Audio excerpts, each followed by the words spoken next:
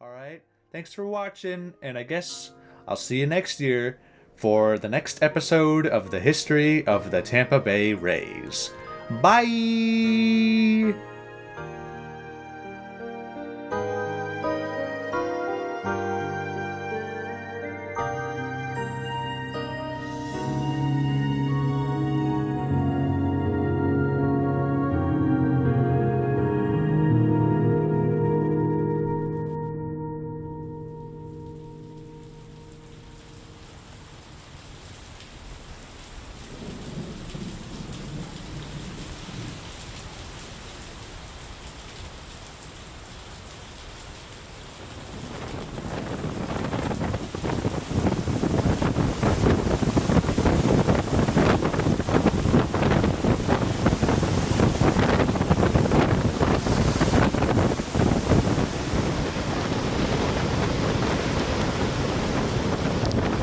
Yeah, Dennis, we have something unbelievable to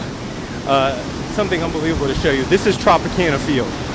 The roof, a big portion of it has ripped off.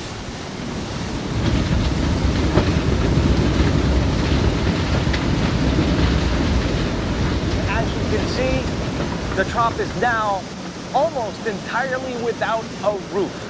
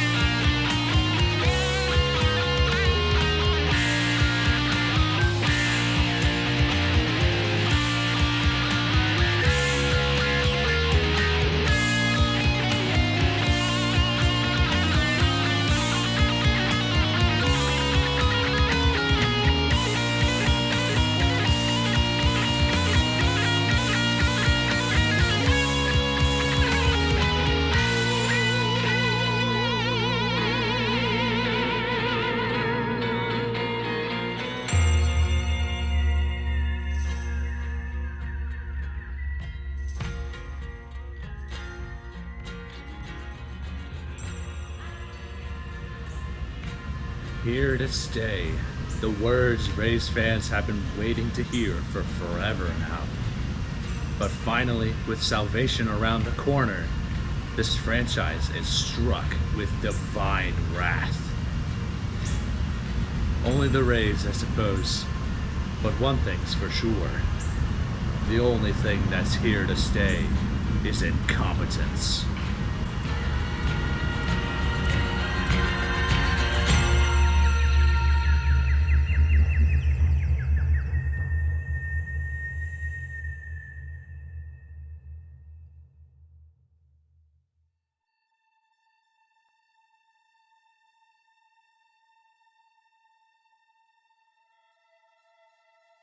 The off-season didn't matter. New player signings, activity in the Winter League, none of it. Sure, we can say how Siri headed off to New York, Walls acted like a bitch on Twitter over arbitration, McClanahan got himself ready to return to the field, but it's just not the same. The Tampa Bay Rays are without a home, and now without a deal for a new stadium, with the new season mere months away. A deal literally on the doorstep of going through gets destroyed by an act of God.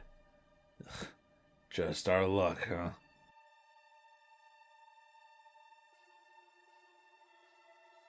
Right away, the team had to scramble to find a place to stay, with Baycare and TD Ballpark being two possible candidates. But it soon became clear what the primary option would be.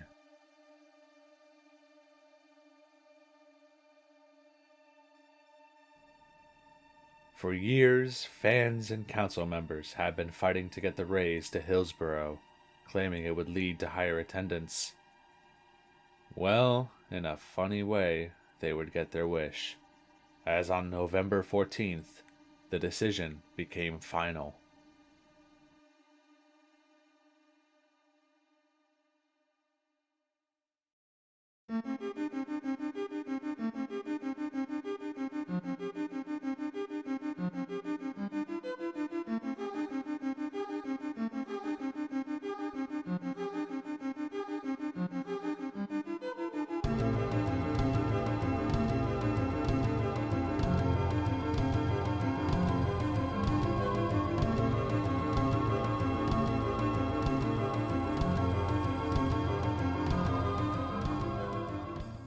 The Yankees' spring training facility and home to their Double-A team, the Tampa Tarpons, George M. Steinbrenner Field quickly rose as the most logical site for baseball.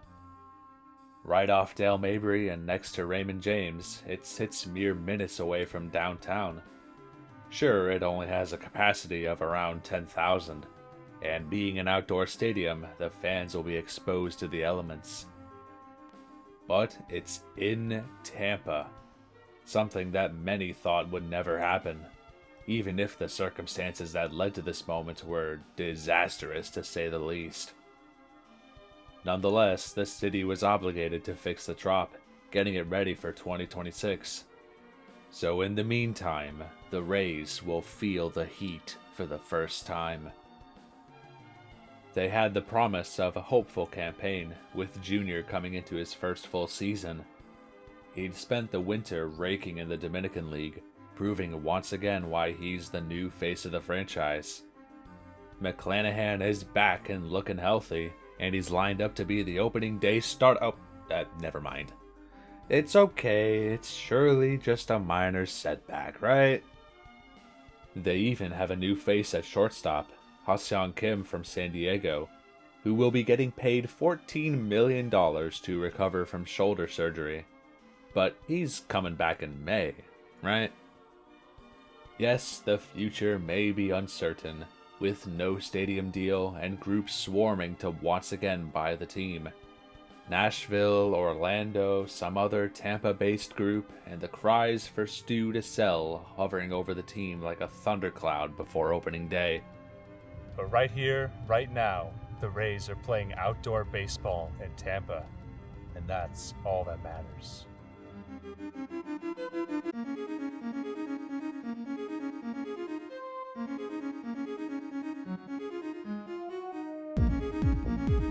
Tied here at 2, bottom of the ninth. Cameron Meisner gets into this one, a long drive deep to right. That baby's gone! Home run and the Rays win it 3-2. Cameron Meisner.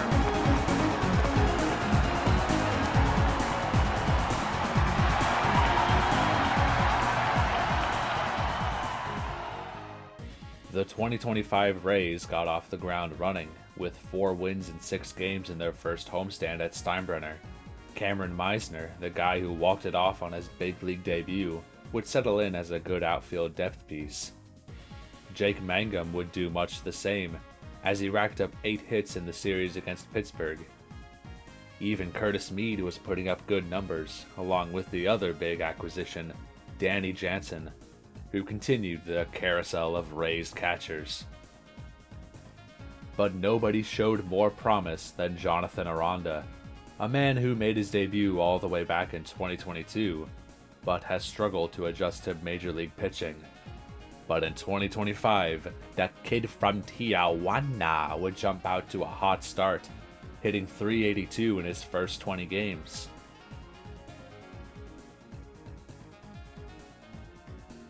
Out here in Steinbrenner, the stands were packed for the first games in Tampa. Crowds at opening day were loud, chanting "Sell the team" and going crazy on that walk-off. Sure, it's a minor league park, but being there was such a different atmosphere compared to the Trop. It's a more genuine experience, as don't get me wrong, I love Tropicana Field and its air conditioning. But that being said, there's just something right about watching baseball under a sunny blue sky. And the team made sure to turn the place up, as the crew had about 48 hours before opening day to put up all the signs and decals to make this place truly feel like home. Sure, it's not the same, it had no chance to be the same, but being there was truly a unique experience.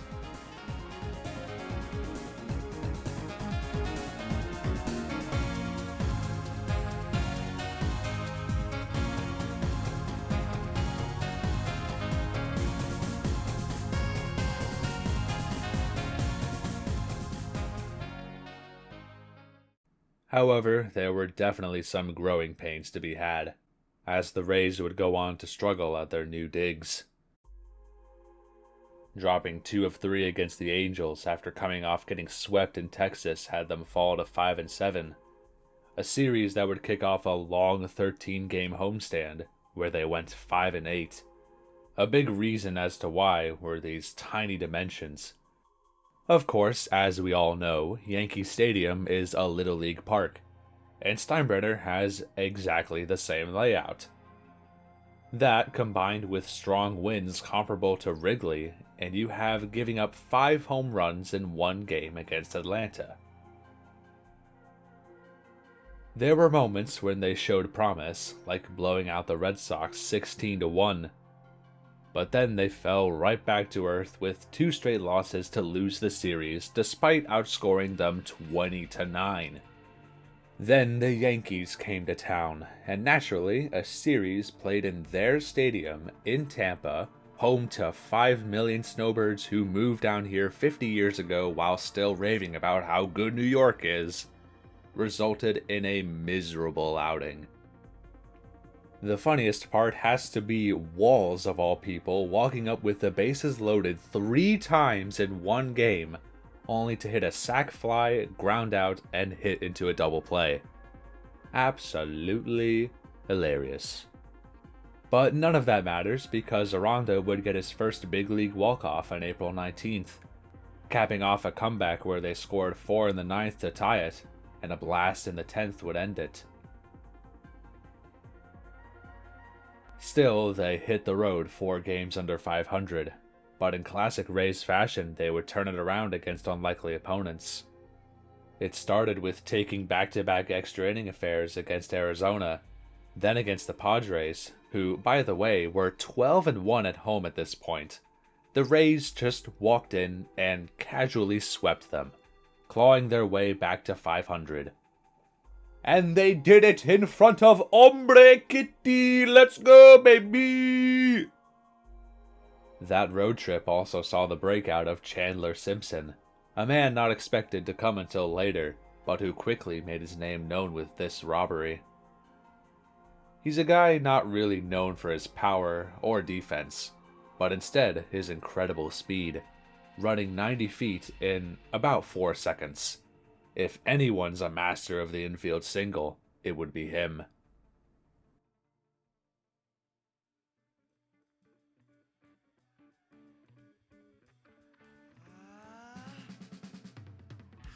Of course, in classic Rays fashion, they followed up that 5-game winning streak with a 4-game losing streak. But hey, at least they got the series win in New York after proving they kinda sucked against lefties. The struggles would continue at Steinbrenner in May, with another sweep at the hands of the Phillies. Perhaps the heat was starting to get to them, along with another key factor of Florida weather, the rain. On May 10th, the Rays experienced the first rain delay in franchise history, a moment so historic they gave out special ponchos for it. That day also proved to be memorable for another reason. As the game was tied at 2 heading into the 9th, Cabby would get on and be promptly caught stealing, because of course. Then Meisner would walk and actually steal second base, bringing the most unlikely man up to the plate. On April 26th, Travis Jankowski was picked up from the White Sox to provide some outfield depth. The journeyman wasn't really expected to play that much, but in his short time here, he hit .258 in 14 games. And on May 10th, he smacked the ball to left to score Meisner and record his first ever walk-off. Just 5 days later, he was put on the IL with a groin strain, and in early June, he elected free agency. Thus ended the illustrious era of the Jank. Little by little, the Rays would wander through the muck of the season, as Little would shut them down on the 14th, and Littell would respond by throwing 7 innings in a win, definitely not a little amount. At the very least, Junior was absolutely raking, posting his first career slam in Toronto to cap off a strong start. But, well, one man can't really carry the team, as on May 19th, the Rays would drop the first game against the Astros to fall to 21-26, their lowest mark so far. 6.5 games out of first, and they haven't even gone to the worst part of their schedule. And times are just rough, I guess.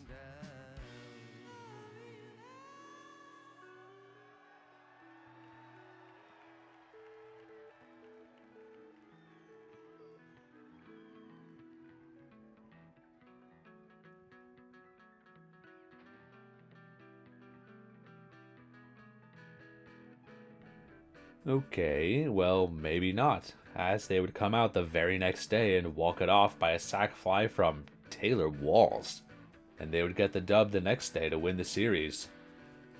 Then, with Toronto coming to town, they were treated with a lovely beating.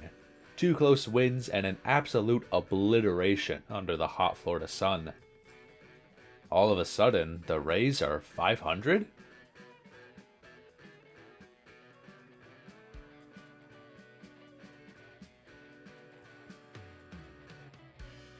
To keep the streak going, Rasmussen would throw a gem to secure a 5-0 shutout of the Twins, and the offense would light it up once again in Houston to notch their 8th win in 9 games. Like, you're telling me Junior had how many RBIs? Even after they got walked off the next day, the team came right back and dropped another explosion on the Astros, including a 4-hit performance from Junior with 5 more ribbies. That game also featured Zach Littell going beast mode and throwing 117 pitches en route to the team's first complete game in nearly 4 years. But yeah, where has this offense been? 30 runs in 3 games, and still didn't sweep them. But hey, I'll take it, man. Somehow, the momentum would continue against the Rangers, a team the Rays are historically bad against. But under the stars at Steinbrenner, the pitching held firm, and thanks to perhaps the stupidest walk-off I've ever seen, the Rays pulled off the sweep, the first time they've swept the Rangers in 7 years.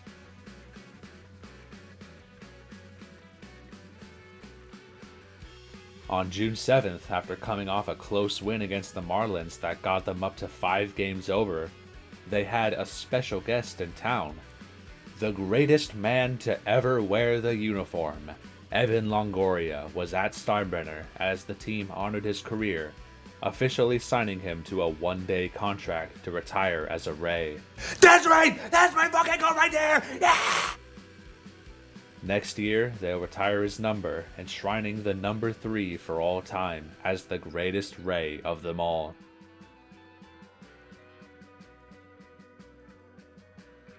To honor the legacy of the GOAT, the Rays built a 4-0 lead, and then blew said lead immediately, thanks Taj, and then jumped back out thanks to a Jansen home run, then pooped and shitted everywhere by giving up 6 runs to the Marlins of all teams. Then somehow they would crawl all the way back, with Morel hitting his 2nd homer of the day, and Lau tying it in the 7th. But because we can't have nice things, the Rays would fall in extras. But hey, at least they made it interesting. But they would get the series win, and hold on, wait, let's slow down a bit. The Rays are 35-30? A 14-4 stretch. Am I talking about the same team here? And even though they tripped up a bit against Boston, things are still looking good. I mean, they've climbed up to 3rd in the division, 6 games behind New York, and now they go to face the Mets, who've been lights out at home. Do these guys really have what it takes?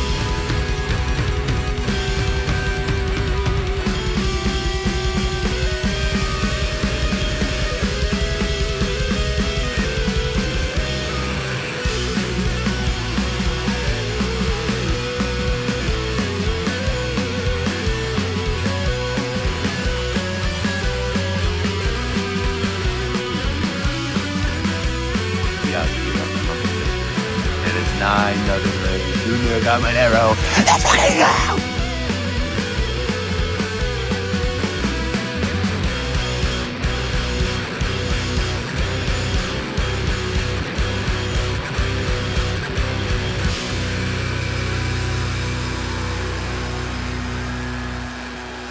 What the hell just happened?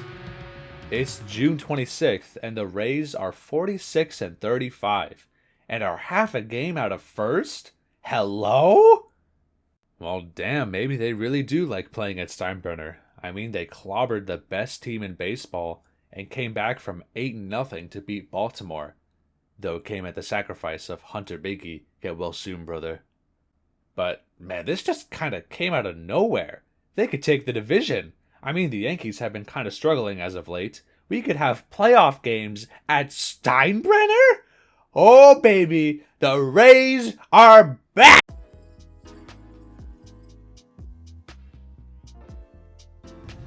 You know it couldn't last forever, right? Well, the Rays would fall back to earth in perhaps the most brutal way possible, by getting obliterated by the last place Orioles. Even though they came back to win the next day, whilst also clowning on Eflin, they would proceed to drop 3 in a row to close the series and lose the next against the A's. The Athletics, who had the second worst record in the AL at that point.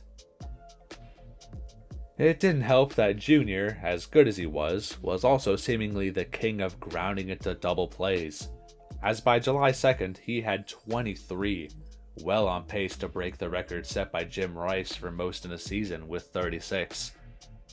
But hey, at least Kim finally made his debut on July 4th, about 2 months late, but whatever, he's here. Then it was time to hit the road and face more bullshit in Minnesota, where, let's see, Rays up 3-1 in the 7th. Oh, here comes Uceda to blow it. And then Kelly gives up the walk-off. The very next day, Rays up 5-1 in the 6th. Taj gets 2 outs and 2 hits, then gets replaced by Kelly, who blows it again. That results in the Twins walking it off for the second straight day by a weak little bunt of all things. At the very least, they pulled out a win to avoid the sweep, and would do the same against Detroit, who I guess was kinda mad about getting bullied at Steinbrenner. But hey, the Rays won on my birthday, so that's all that matters. But then it was time to head to Fenway. July 10th, Brian Baker is acquired from Baltimore, says goodbye to his teammates, and gets on a plane and flies to Boston, where he's thrown into the game that same day in the 7th, protecting a 3-1 lead. Predictably, he blows it immediately, and the Rays strike out 4 times in 2 innings to lose. July 11th, Rays up 4-1. Rasmussen is the opener for Joe Boyle, a man from Oakland who would eventually turn out to have a pretty good outing for the team, though he struggled on this day, giving up 2 runs to cut the deficit to 4-3. Throughout the rest of the game, the Rays would get 2 hits, as they didn't need insurance, nothing bad will happen. What's this, Fairbanks facing the white-hot Rafaela? It's fine. We are #chillin'.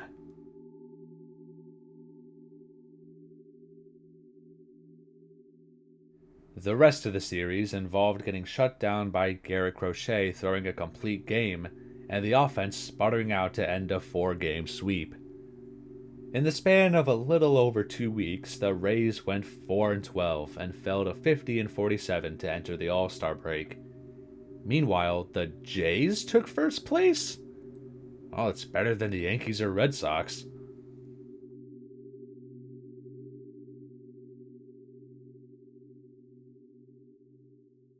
But hey, it's not all bad, as the Rays had 4 All-Stars. Brandon Lau, Drew Rasmussen, Jonathan Aranda, and Junior Caminero, who also got into the home run derby. The last time we had a Ray in there, he plowed his way to the final only to lose to a guy with a big ass. This time around, maybe he'll have better luck.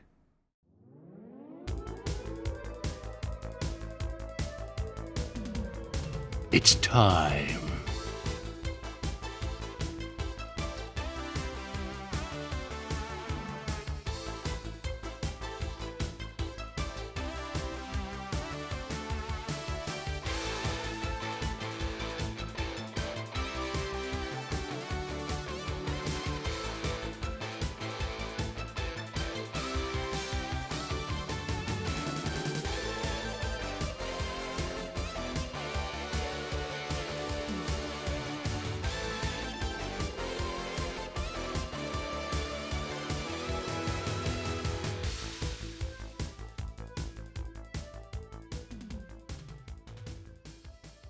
Indeed, he put on a magnificent performance, tying O'Neal Cruz for the most homers in round 1, then easily besting Buxton to reach the finals. And of course, he gave it a valiant effort, but he came up short against a guy with a big ass.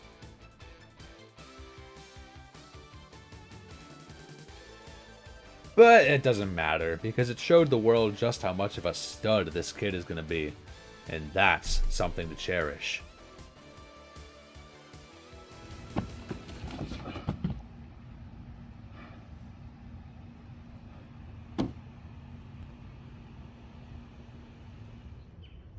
Anyway, after that, the Rays went back to sucking.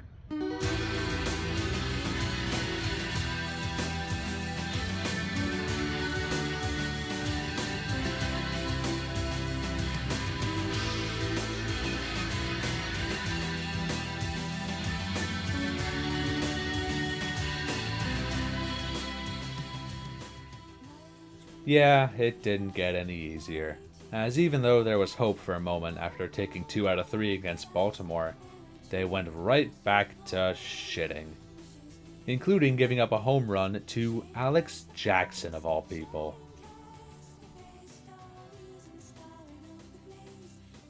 We have this beauty of a game against Chicago where the Rays put up 4 runs in the first, only 2 immediately blow it thanks to Taj.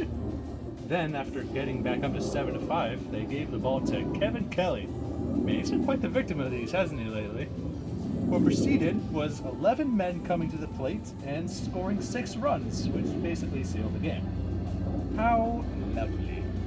Oh, and to add insult to injury, Kim went back on the IL after playing just 10 games. Just great. Fantastic.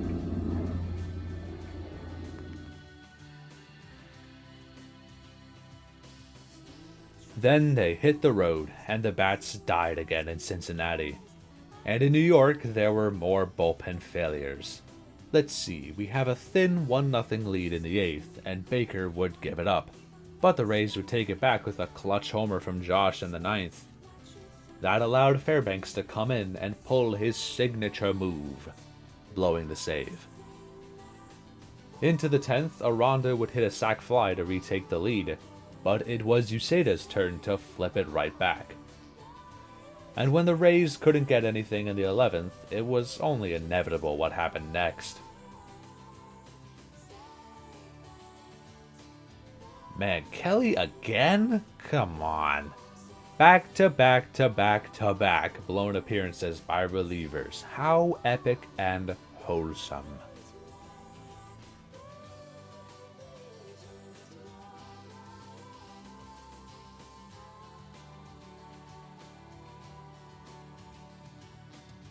The team ended the month with dropping 3 out of 4 in New York, concluding a 7-18 July, the worst month in Cash's entire tenure. To make matters even better, that last game saw Yandy, Chandler, and Aranda all get injured. How fun. And while the former two would be back relatively soon, Aranda would be forced to sit out for about 2 months with a fractured wrist. It's been a unique week, but I mean, I just want to get home and we got to start playing better baseball. The result was a 54-56 team, 10 games out of first and 4 games back of the wild card.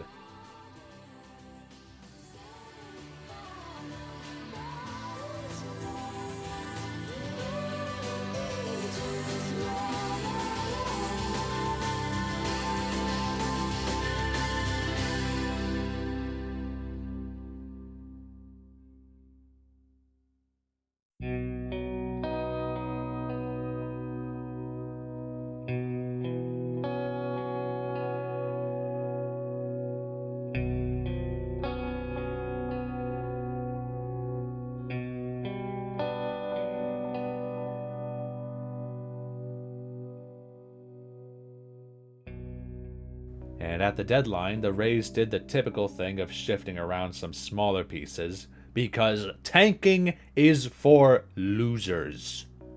Jansen sent out before he even finished his first year for a minor leaguer. Rortvedt was DFA'd a while back, but he was sent to LA for Hunter Fiducia, and Nick Fortes was acquired from Miami. That's 5 catchers, by the way, as Matt Thias was brought in to replace Ward back in May, and then he got optioned to Durham later. Gotta love the Buster Posey curse in action. In other news, Zach Littell was shipped off to Cincinnati for Brian Von Bell, and Jose Caballero was traded to hell for Everson Pereira, a good depth piece. Resident Aussie Curtis Mead, who was unfortunately not getting the playing time he deserved, was traded to the White Sox along with Ben Peoples for Adrian Hauser, a rental who would fill the rotation in absence of McClanahan, who, spoilers, would have trouble on his rehab and would eventually need season-ending arm surgery. God damn it! Finally, Taj Bradley was dealt to Minnesota in exchange for Mr. Duval Peter Griffin Jacks, a reliever who would hopefully patch up the floundering bullpen.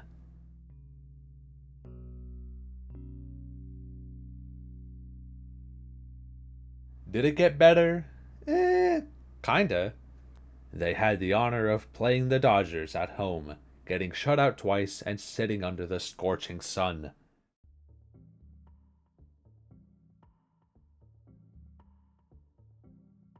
Then it was time to once again hit the road, where, can I just point out how brutal this schedule was? 16 home games in 2 months and 35 road games, mainly to avoid the horrible Florida summer. Because as we all know, down here it's either boiling hot or it's like this. So when it was time for the patented August West Coast road trip, let's just say there weren't really high hopes.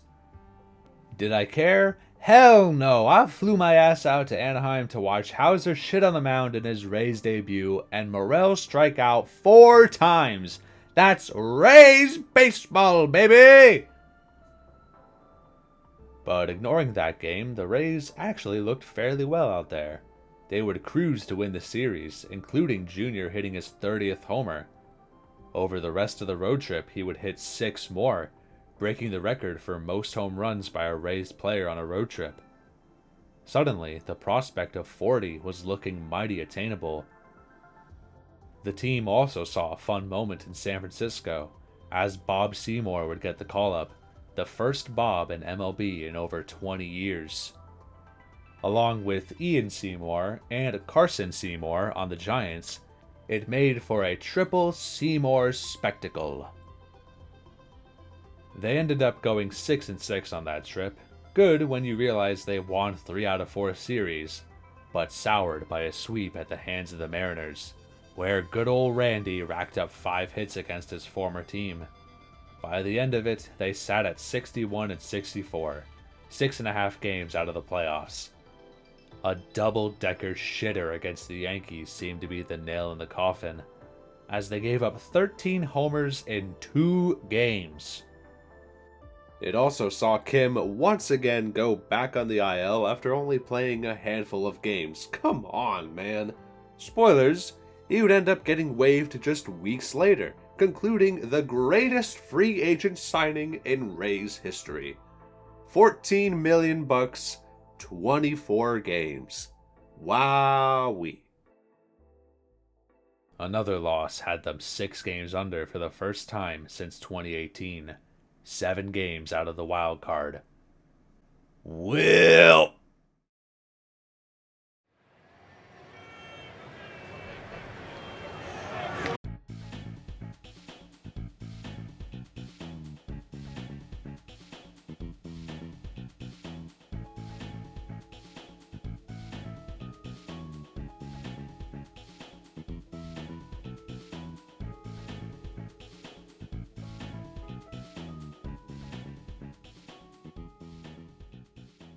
Carson Williams is a kid from San Diego who got drafted in 2021 and quickly rose the ranks in the minors, climbing all the way to the team's #1 prospect in early 2025.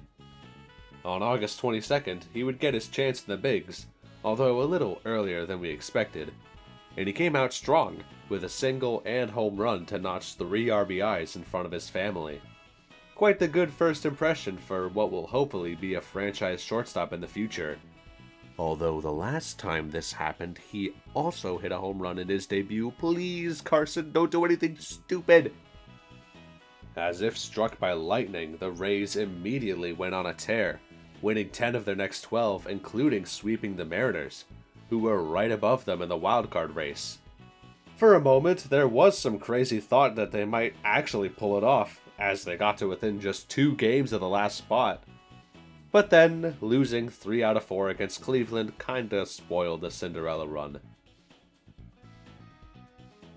From there, the only thing left to care about was relishing in the breakout of Junior Caminero, who continued to light up the baseball day after day. On September 2nd, he would notch his 40th homer and 100th RBI in one swing, becoming the 4th youngest player in MLB history to reach that mark. During the Chicago road trip, he would tack on a few more to get up to 44, getting within 2 home runs of the franchise record set by Carlos Pena. But he would only end up getting 1 more over the last few games, finishing with 45. Still an incredible effort from a guy with a very promising career ahead of him.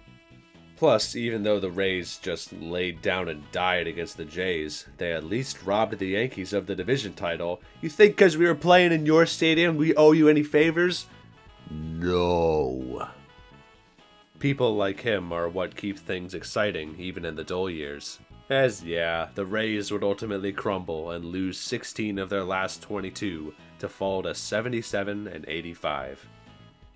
But at the very least, under the stars at Steinbrenner, they would go out on a blazing firework, as in their last game there, they would jump away from Boston thanks to some late game heroics, particularly thanks to Morel putting up a 4 RBI night.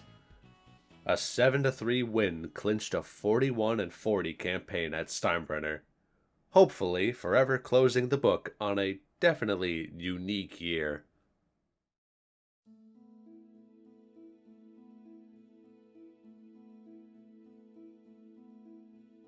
Was it terrible out there? Sometimes, yeah. Just about what we expected, closer Pete Fairbanks said. A lot of nice amenities, some rain delays, and real hot. Playing baseball outside in Florida is going to grade out a few points lower than playing baseball inside. But some things turned out better than thought, as they made it through the whole year without a single rainout. And the people showed up despite the smaller capacity and brutal weather, selling out 61 out of 81 games. Given the crazy circumstances, the boys were at least able to make the most of the hand they were dealt.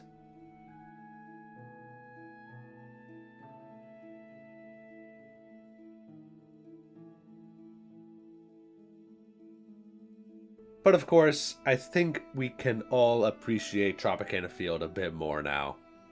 As Kevin Cash would say, I'm ready to go back to the Trop. I miss the Trop, Rasmussen would also say. 72 degrees sounds really nice every day. No rain delays also sounds really nice. I think that feeling of it not being home and kinda not having that type of attachment and familiarity is something that collectively we all felt a little bit, Neander would comment. It definitely would have been better had we won more games. And with one final sunset, the 2025 Rays season came to an end.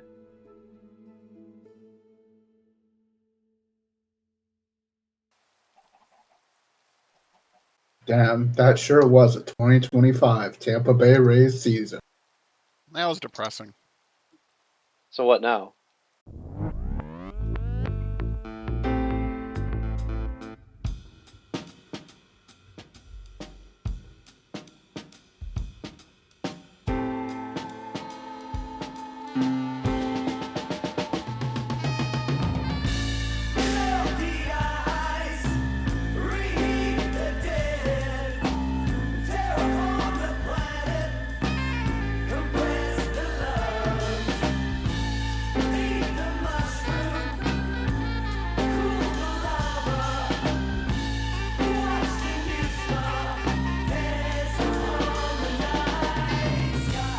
Needless to say, there's a lot left to munch on after this wacky ride. How did a team go from 11 games over to 8 games under in the span of only 3 months? How did they go from looking like world beaters to not even coming close to a winning record?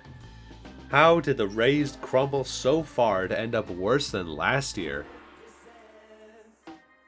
Of course, looking at the numbers, going from 5.6 runs per game in June to 3.9 in July, with a staff ERA of 4.43 was a real kicker. The bullpen choking when it mattered, blowing 5 saves in 8 games at one point also didn't help. The offense going limp towards the end, going 8-16 in 1-run games at one point and 22-29 overall was also kind of rough. Injuries, lackluster performances, a brutal road-heavy schedule, and of course, playing outdoors in Florida all come together to produce a season like this.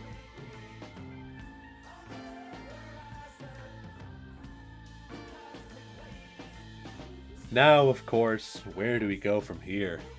At least they'll be back home next year, but they've only got 4 years left on their lease. The age-old dilemma of finding a place to rest still remains unsolved after 20 years of ownership. With Stu, sure, he helped build the team out of the gutter, but ultimately his legacy was tarnished by the stadium debacle.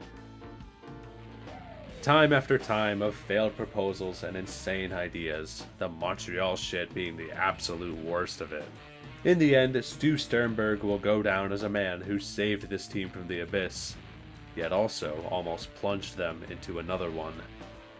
But at the end of his story, Stu Sternberg spent his last games with the Rays on the field scooping up foul balls, taking in the sights and sounds one last time. And so, farewell to the most polarizing man in St. Petersburg. Now, go get some Mets season tickets since you love being there so much. For the rest of us, we'll be left with a new day, filled with uncertainty and taken back.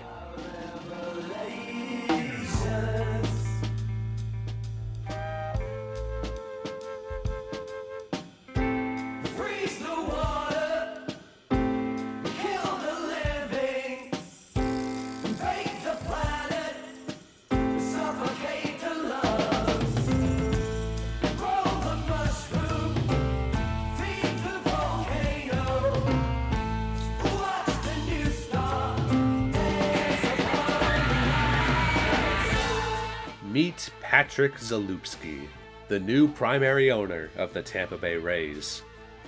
CEO of a Jacksonville-based real estate empire, and with much more cash to throw around, he's the one who led the charge to buy the team ever since the St. Pete deal fell through. Alongside him, we've got Dan Doyle, the Dex Imaging guy, Rick Workman, resident dentist, and also a man who tried to bring them to Orlando at one point, attorney Fred Ridley, another big money man in Bill Cosgrove, and the Jumbo Shrimp guy in Ken Babby. We love the Jacksonville Jumbo Shrimp in this house! And hey, Stu even gets to keep a 10% stake, basically giving him a golden parachute, but whatever. All of these guys come together at a critical junction, with limited time and real estate on their hands to get this deal figured out. Could they play in Ybor Harbor, or Hillsborough Community College, or West Shore, or, Starkey Ranch? Who knows? They've got 4 years to figure it out. And even disregarding that, there's still so many questions to be considered. Will these new owners be able to elevate the team to finally get over the hump? I mean, most of the front office guys are staying put. With a higher budget, can Neander finally go out and get that big free agent signing that's always eluded them? Maybe a big bat, or something to shore up the outfield depth, who knows? Will the Rays finally get themselves a long-term catcher? Probably not, but you know, a man can dream. What about starting pitching? McClanahan will surely hopefully be back next year, right? Rasmussen and Pepio have definitely sealed their slots in the rotation, but there's plenty of other guys who could try to earn their spot as well. The bullpen, well, you know, maybe some guys will bounce back next year, maybe not. But can the Rays recapture the magic of the stable? And of course, the big one, how many barrels of money will be shipped over to Junior Camanero's house to lock him up long term? The pieces are certainly there to make something work, and with the boys not playing in 5 million degree weather and 300% humidity, that'll be a boon to them. The Rays really do have a chance to make something special these next few years. Now, whether they actually do, or I'm just following blind optimism, I guess we'll see. But one thing cannot be denied about this club. The 2025 season was a turning point for everybody involved. For some, baseball can merely be seen as a win or lose. And well, for the 2025 Rays, you can definitely wrap up their season in one word: disappointing. But the sun keeps shining on, and for these guys, the most fascinating team in baseball, the future remains very, very interesting.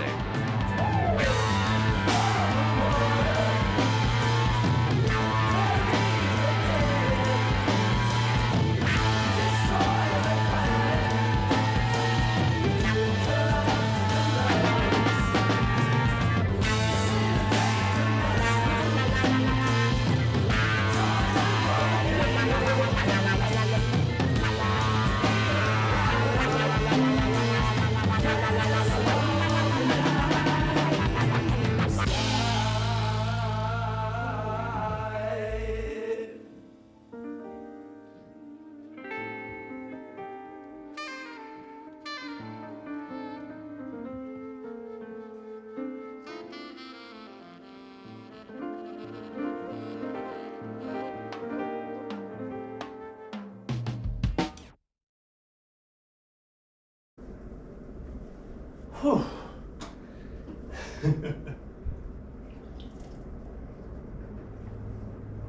All right.